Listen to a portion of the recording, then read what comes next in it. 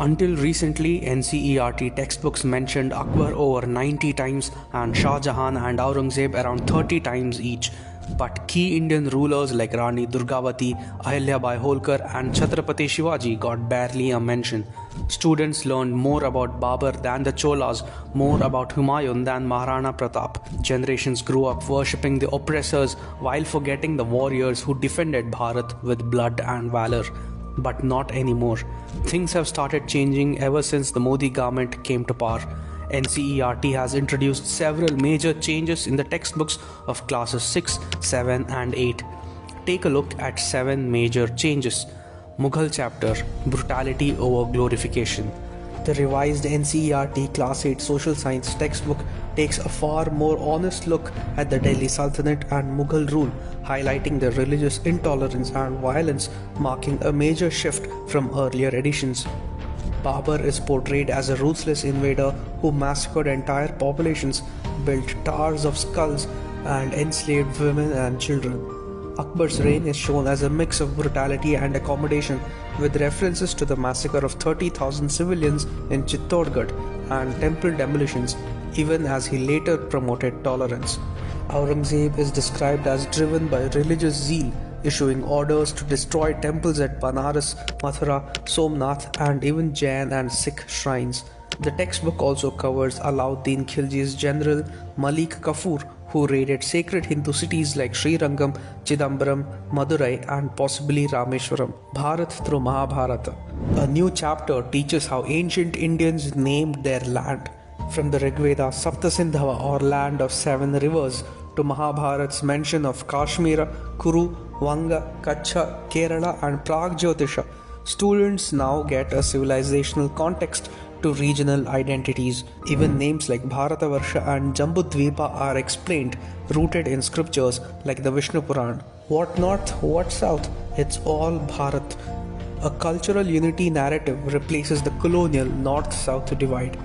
The books quote Vishnu Puran.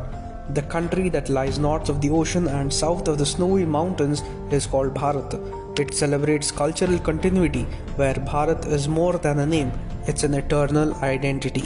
Dismantling oppressor-oppressed caste narrative. No more Marxist filters.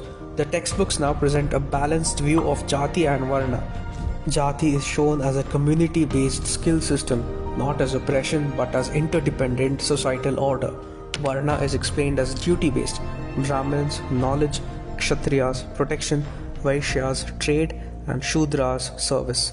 The lens is decolonized.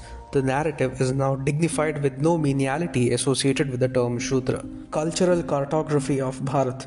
The new Class 7 geography book includes sacred geography. A map features Shaktipithas, Jyotirlingas, Char Dhams, Kumbh Mela sites, and Sikh, Buddhist, Jain pilgrimages. It's not just geography now, it's a spiritual map of India's living civilization, giving importance to ancient Indian wisdom. Chapter 1 in geography, titled Locating Places on Earth, opens with a striking quote from Aryabhatta, who described the Earth as spherical and situated in space.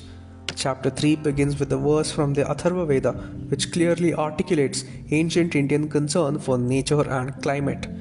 A fascinating insight from the Don't Miss Out section reveals that India had its own central meridian known as Madhya Rekha, which passed through Ujjain. The Mahabharata is cited in the chapter on grassroots democracy, an excellent way to illustrate political thought emerging from ancient Indian texts. No woke nonsense.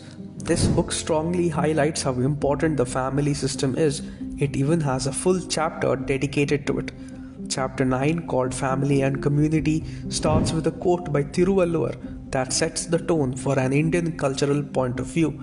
Love and dharma are the flower and fruit of family life. A traditional joint family is shown sitting together, grandparents, parents, and children. It talks about the family as one of the oldest and most important parts of Indian society, not just a social setup, but a core of our civilization. The Modi government has not just changed textbooks, it's a correction in the nation's memory. The youth of Bharat are finally being taught the truth.